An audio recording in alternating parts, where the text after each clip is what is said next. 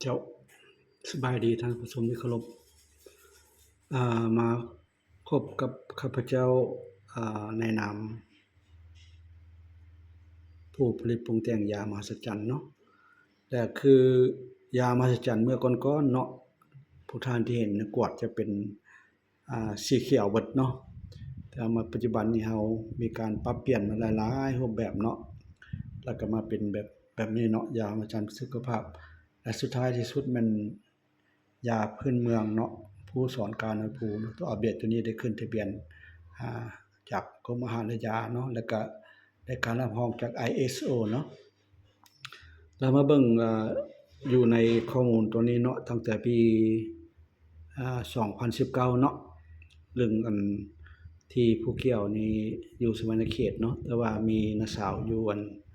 แขวงสารวัตรเนาะได้เป็นมะเร็งเต้านมขั้นสุดท้ายเนาะและตอนนั้นลูกสาวก็กำลังศึกษาอยู่มหาลัยเนาะสวรรณเขตแล้วก็เห็นเรื่องการนำใช้ยามหัศจรรย์เนาะในหลายคลิปแล้วก็ผู้เกี่ยวก็ได้ซื้อให้น้าสาวเนาะน้าสาวกินเนาะแต่ตามการบอกเล่าเนาะของลูกสาวที่เพิ่นบอกว่าเพิ่นไข้แล้วเนาะจากเมื่อก่อนได้กางมุงอยู่คือว่าแหละกางมุงแบบว่านมมันเปื่อยเลยเนาะกางมุงเพื่อว่าบ่ให้แมงวันไปตอมเนาะแต่ตามอยู่ในคลิปนี่เนาะเพิ่นก็บอกว่าไข้ขึ้นแล้วแล้วก็เนาะแล้วก็ทางลูกสาวก็บอกว่ายานี่ก็บ่ได้โฆษณาว่าดีแต่ว่าผู้ที่ว่าเจ็บเป็นก็ลองกินเบิ่งเนาะและบัดนี้ผู้ตอบแชตก็บอกว่าแม่นแล้วเนาะพ่อน้องนี่เก่งเนาะเพิ่นว่าจังซี่เฮาก็บ่ได้บอกว่ายาเฮานี่ดีต่างๆเนาะอันนี้ก็แม่นที่ว่าหนึ่งในคนที่เป็นมะเร็งเนาะเต้านมถึงขั้นสุดท้ายแล้วแบบว่าหูทางสิปัวแล้วแบบมันนมมันเปื่อยกลางมุงอยู่เนาะแต่ก็เนาะมันก็ไข้ขึ้นแต่ข้าพเจ้าก็บ่ได้ติดตามย้อนว่ามันอยู่ไกลกันโพดเนาะอยู่คนละแขวงหยังต่างๆเนาะแต่ว่าอยู่นี่เพิ่นว่าไข้ขึ้นแล้วเนาะนี่เนาะ อันนี้เป็นข้อมูลที่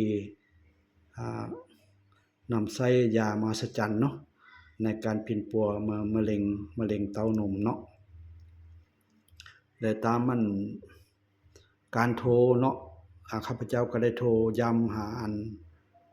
ทางญาติพี่น้องเพิ่นเทื่อนึงเพิ่นก็บอกว่าดีแล้วเนาะดีแล้วแล้วก็เพิ่นไปกวดเชื้ออยู่ห้องหมอแขวงอยู่จำปาสักเนาะ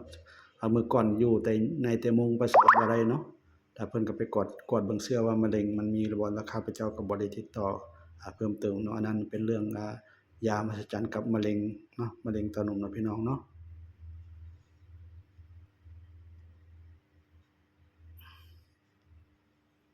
ยามหัศจรรย์แล้วเดี๋ยวนี้ขึ้นทะเบียนเปลี่ยนชื่อมาเป็นยาพื้นเมืองภูสอนกาหน่วยภูพี่น้องเนาะ